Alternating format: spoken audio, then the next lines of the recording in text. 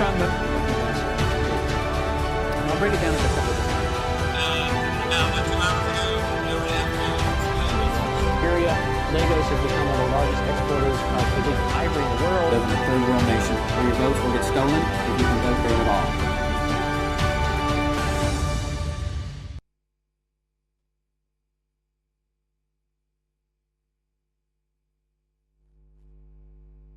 Good morning, Nigeria. And once again, it's that time of the week to have a conversation about what's happening around the world. It's always a pleasure to have this opportunity to discuss those important issues that we around the world are encountering and that we must discuss and learn more about so that we're as informed as possible.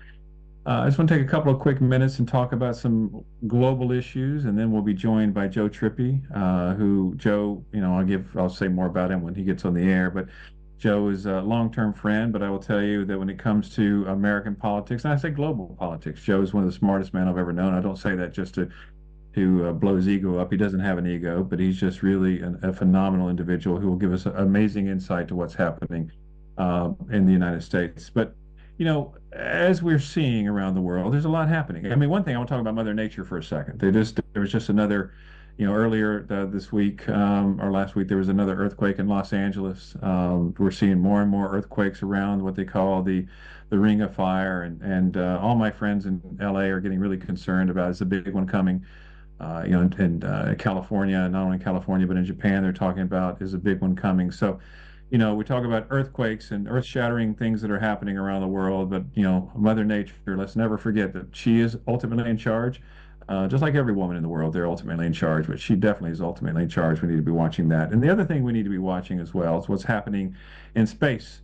We have this a lot going on with new, amazing, the first spacewalk among civilians ever taking place is just taking place, and so I think that's amazing. That it's exciting. When I was a kid, we used to watch all the Apollo rockets. It's amazing that what's happening in space now, and I'm optimistic that we will see a lot more. And China just announced that they're going to Mars by 2028. So we don't have enough issues here in the United States, on this planet. So now we have to take it, to the rest of the universe and rest of the galaxy. Anyway, so let's just take a quick break here for 90 seconds, and we're going to come back and hook up with Joe, and we're going to talk about what's happening in the United States and around the world. Thank you very much.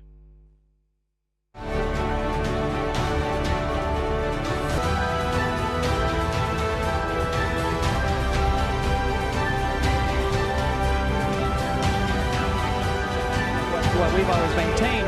Listen, the Nevertron, I'll break it down into a couple of different area. Legos have become one of the largest exporters of the ivory in the world. Live in a third world nation where your votes will get stolen if you can vote there at all. 7, the #1 hit music radio station. We're #1 in music, #1 in entertainment, #1 in sports.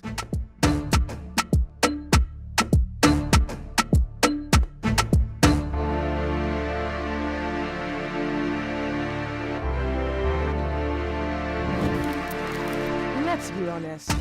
Not everyone likes the start of a new day or the rush that comes with a new day. If you're looking for great fun, entertaining conversations, and entertainment stories, we've got great music, great content, great interviews with all the amazing artists that you can think of. So, you do not want to miss out on anything. Stay with us, there's more to come. This is Rhythm 93.7. Number one hit music station. Rhythm 93.7. What we've always maintained. Listen, the Nevertron, I'll break it down into a couple of area. Legos have become one of the largest exporters of the ivory in the world. Live in a third world nation where your votes will get stolen if you can vote there at all.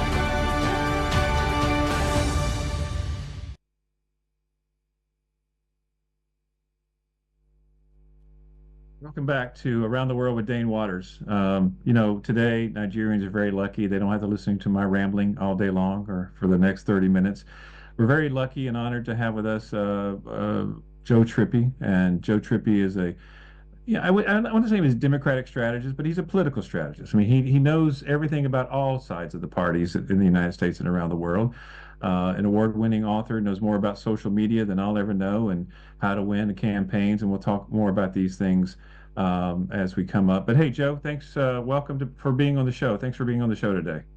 Great to be with you, Dane. So listen, there's a lot to talk about. So let's just start with this, the debate. To give us your takeaways about the debate. Who won, who lost, high notes, low notes. Walk us through what you think. Look, I think it's pretty clear from the data, not just my own look. I thought, no doubt, that Kamala Harris won the debate hands down over Donald Trump as I was watching it. But more importantly, just the instant polls that came out immediately afterwards in the focus groups and dial tests that the researchers are using to see what happened. I'll give you an example. An Insta poll conducted by CNN prior to the debate. It was a group of people who saw 50% of them were leaning to Trump, 50% of them were leaning to Kamala. That's how they set up the sample so that they can then see what the reaction was. They went back and talked to those people after the debate. 63% supported Kamala Harris, 37% supported Trump at the end of that Insta poll. So you saw that 50-50 shift go to 63-37.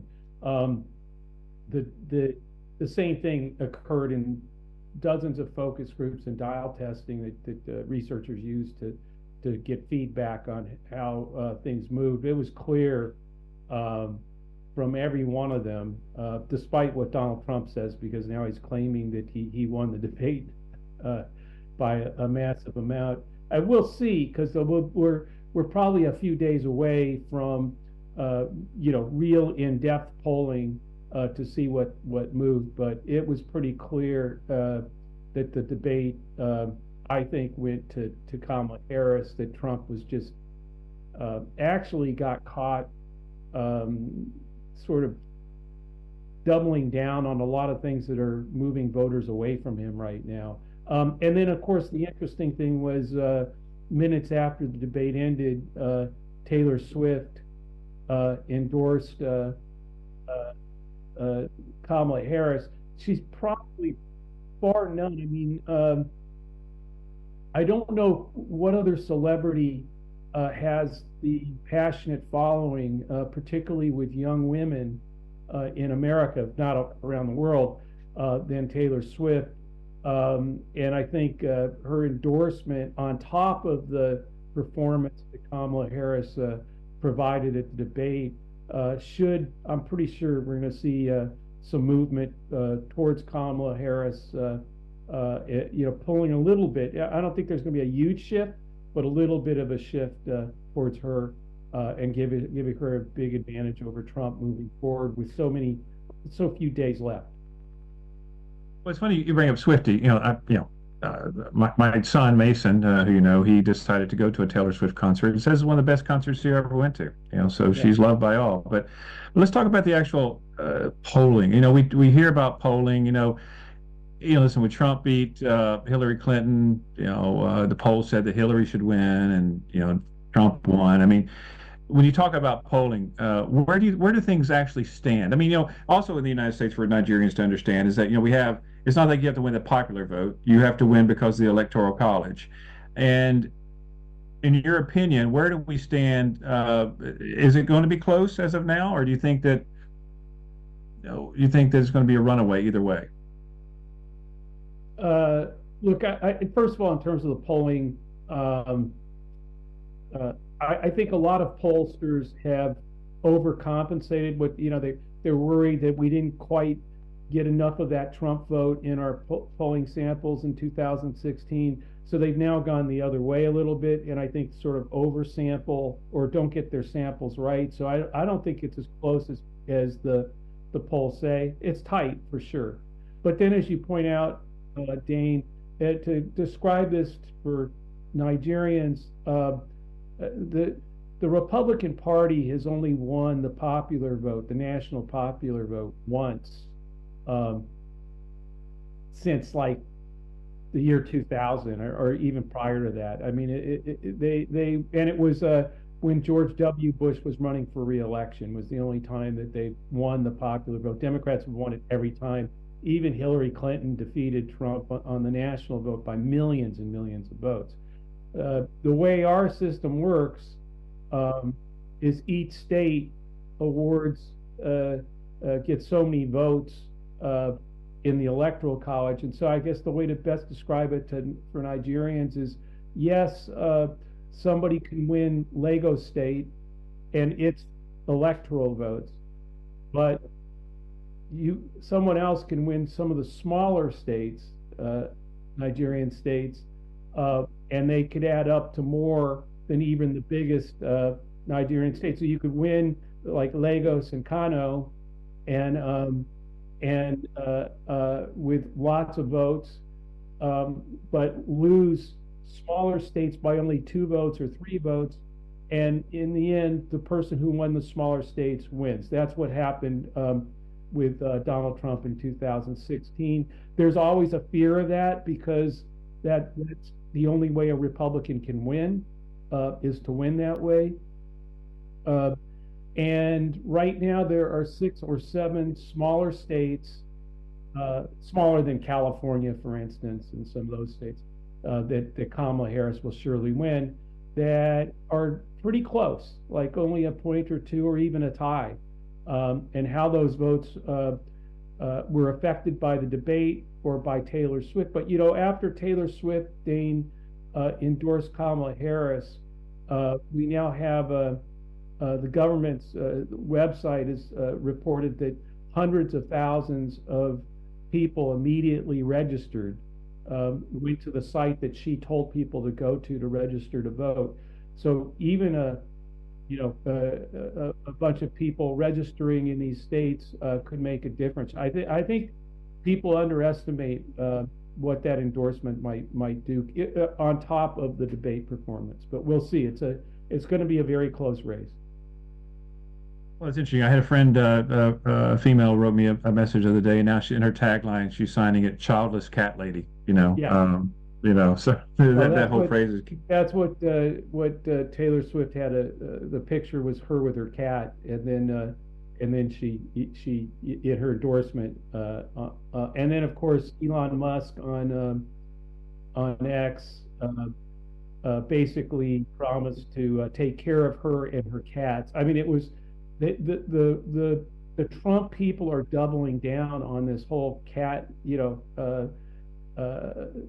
cat lady thing that they are pushing away women in a way that I've never seen. In fact, in the focus groups and dial tests of the debate, a lot of the experts are reporting that they have never seen a gap between women, how big the gap with women voting for Kamala Harris and how it's huge versus the smaller gap that Trump is winning with men, particularly white men, versus her. But it's not a close call. There are far bigger advantage she has with women, and more women are voting or excited about voting than Trump's base right now.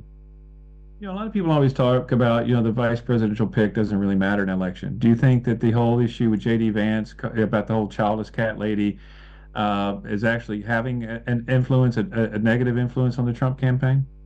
Yeah, I don't think that's what I think when they picked J.D. Vance, when Trump picked J.D. Vance, he was looking at how he was, what they were how they could beat Biden. And they kind of doubled down on the tech bro,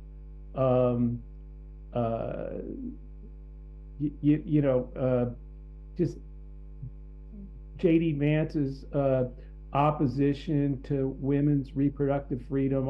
Just all these things that were like doubling down on turning out the base, the sort of the white male base that Trump appeals to, and to hell with everyone else, because lots of those people, blacks, younger people, were disappointed with Biden. They thought he was too old. So they thought those people won't vote. We'll really pound our message.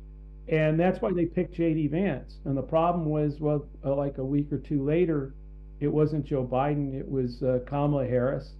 A lot of black voters, a lot of younger women were already coming home and deciding that, well, okay, should that finally, it's not Joe Biden, it's not the old guy. I like her.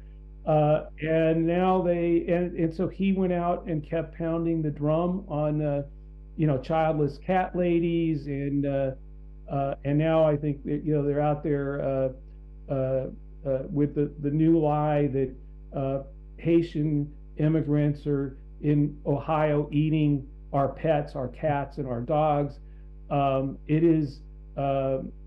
It's just a crazy campaign, and my guess is Donald Trump, whether he admits it or not, has to woefully regret picking J.D. Vance as his running mate.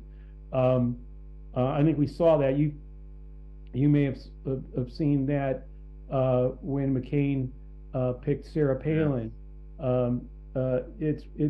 There've been a couple of times, I think, when the vice presidential pick in a negative way impacted the person that picked them.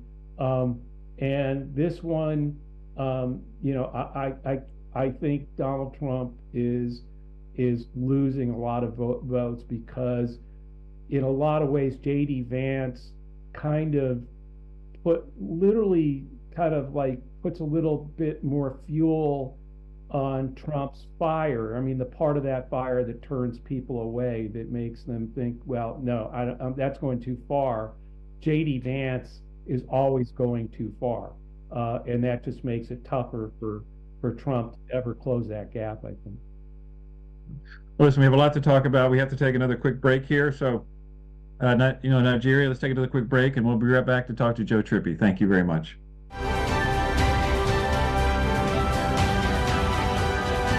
What we've always maintained is that the never Trump movement. I'll break it down into a couple of Nigeria, Lagos has become one of the largest exporters of illegal ivory in the world. Live in a third world nation where your votes will get stolen if you can vote there at all.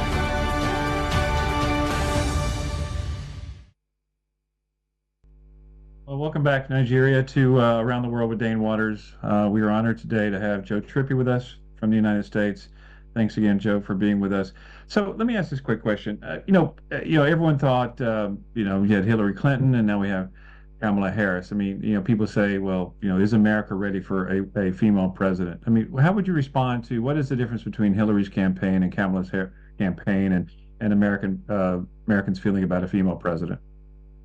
I think a couple of things. One, Hillary Clinton had been around forever. I mean, the Clinton, she's been First Lady, Secretary of State, and I think didn't represent or would tougher to represent the kind of change. Even though a woman would be the first woman president would represent change, I think that was something that was much tougher for her.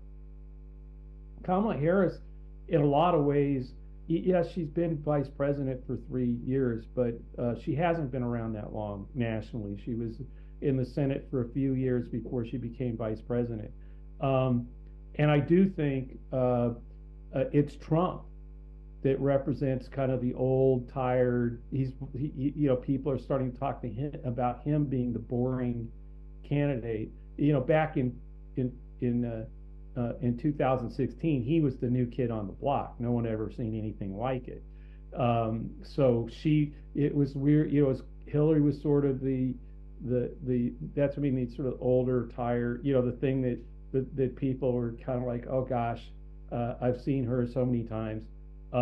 That's now working against Trump in a totally different way. One, two, I think that when the Supreme Court of the United States overturned Roe v. Wade in the Dobbs decision that made all these abortion bans start happening around the country in different states, it made the issue. It really put front and center for women the importance of who the next president, what kind of impact that would have on their lives and their freedom. And so I think you're seeing a lot of that energy. I think, again, Taylor Swift's endorsement, I think, taps into that. But then on top of it, I think that was the most important thing about that debate performance by Kamala Harris, because I think in that debate, she came across as presidential. She came across, I think people said to themselves, yeah, I could see her as my president, in a way that I don't think anybody else has been able to do, particularly against Trump, to come out and sort of emerge over beyond his persona, beyond his kind of dominance, to dominate him in the way she did in that debate, and to look presidential and thoughtful doing it, I think went a long way to getting her there. And so I think those three factors lead to her having a much better chance than Kamala. I mean, than Hillary, excuse me. You know, listen, we all know that there's a huge Nigerian diaspora in the United States, especially in Georgia. Yeah. You know, and people argue that Georgia is going to be a critical swing state. You know, for the Nigerians, you know, I always try on every show, since this is great, you know, this show's, you know, it's nice for Ben Murray Bruce, who we both know, to allow this show to happen. But if you're talking to Nigerians in Georgia and the diaspora there, I mean, first of all, why should they care? Why should Nigerians care? And why should Nigerians in Georgia think about the race? Well, I mean, first of all, Donald Trump is pledged to do a mass deportation of people that aren't Americans or don't, you know, that got here illegally, or however he frames it. The problem with that is going to be that you know, it's going to be door to door, and there are going to be a lot of people who are here legally, who don't look like Donald Trump and his team, who are going to be questioned and asked, and may have to spend time convincing authorities that no, really, this green card is real, or whatever I was born here to Nigerian parents who brought me here 20 years ago. But I mean, so that's one.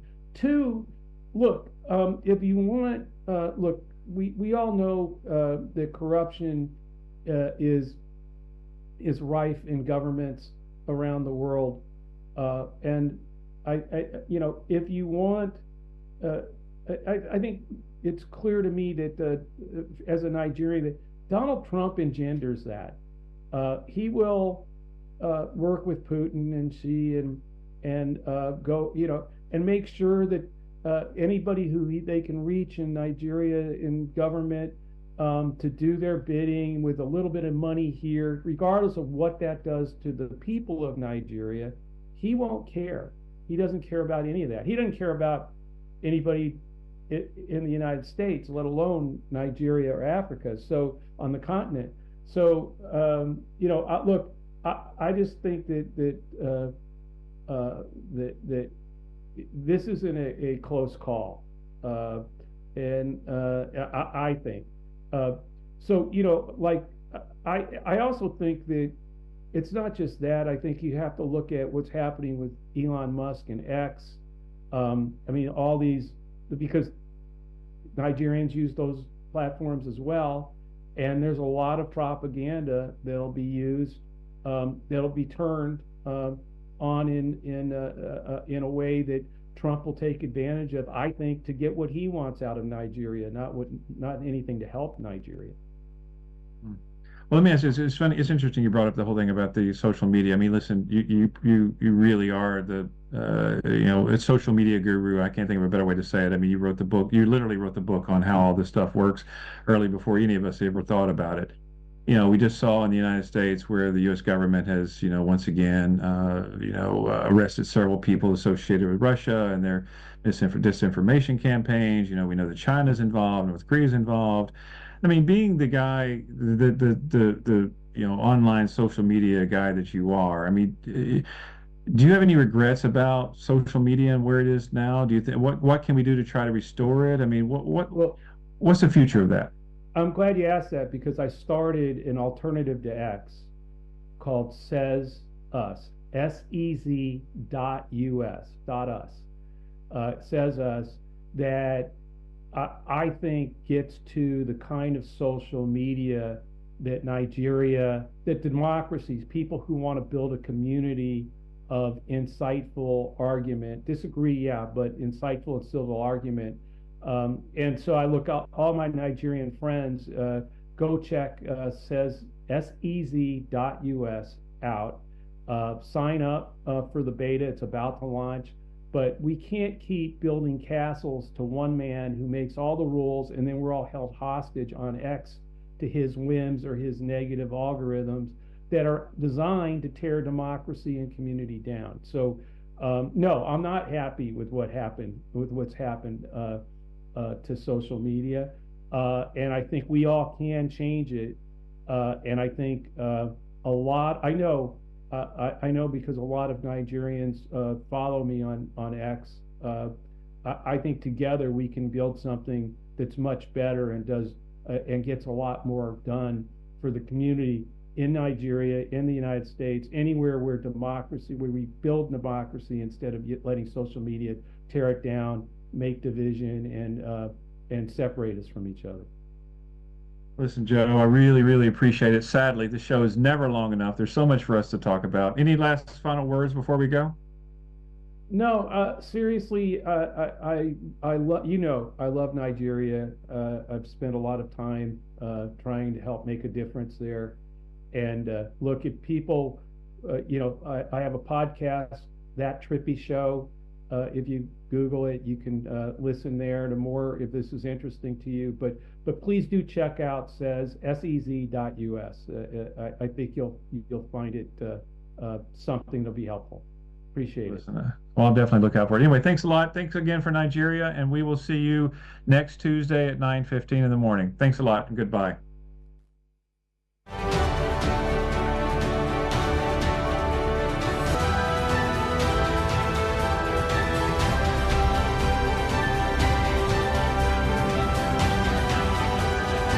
What we've always maintained is that the Nevertron.